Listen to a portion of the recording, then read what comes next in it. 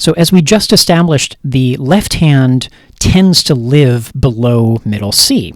And those notes are relatively low, and so we're going to use a different clef. So not treble clef, but instead bass clef to help us define the locations of all of these lower notes.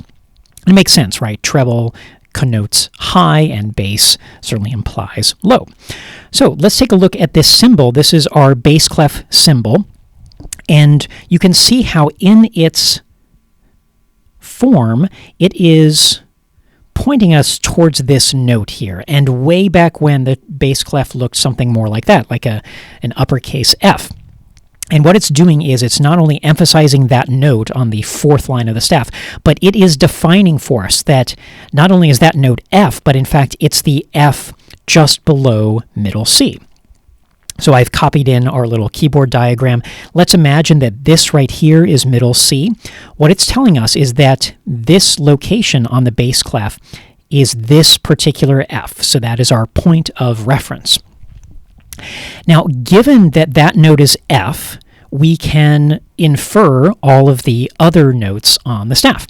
So if we take this as that F again, well, if we go up to the next slot, well, that's going to be a G, right? Because of the rules of our staff, the musical alphabet.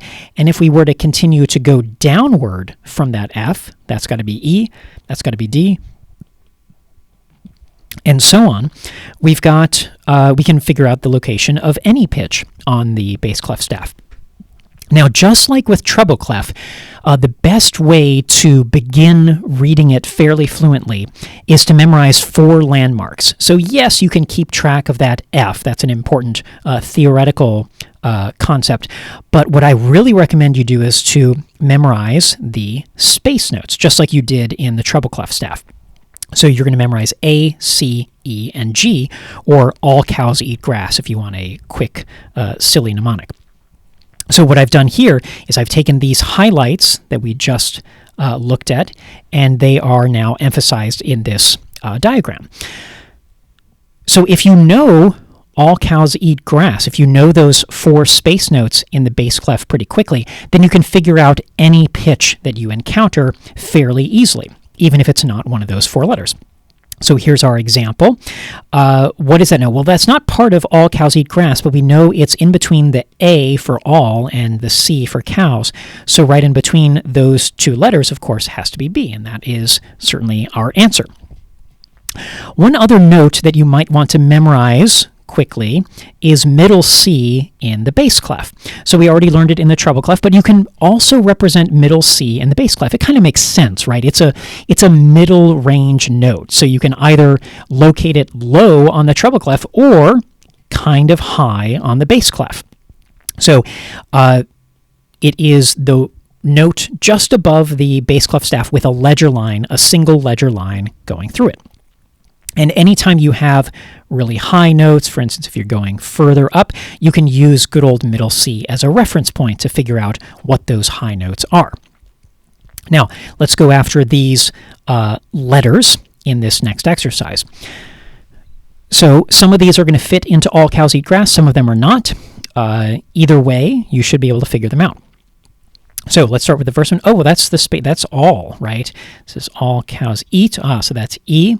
Let's see, all cows and eat. So it's in between C and E. Well, of course, that's got to be D. All cows eat grass. Oh, that's G.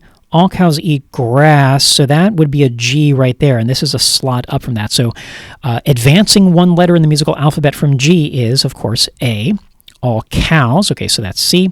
Wait a second. So all, and then you have to go backward, right? So if this is an A right here, going down means you go backward by 1 letter in the alphabet, so that's got to be a G.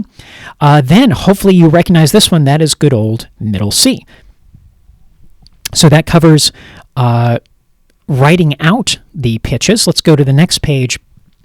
And this is one of those drills where I'd ask you not to write out the pitches and instead practice naming these. Now, at first, it's going to be a little bit slow going, especially if you're not used to bass clef. And it's totally fine if sort of in your mind you're thinking, well, let's see, all cows. Okay, so that's C. All cows eat, so that's an E. All cows eat, so D. Totally fine if you use that method to begin with.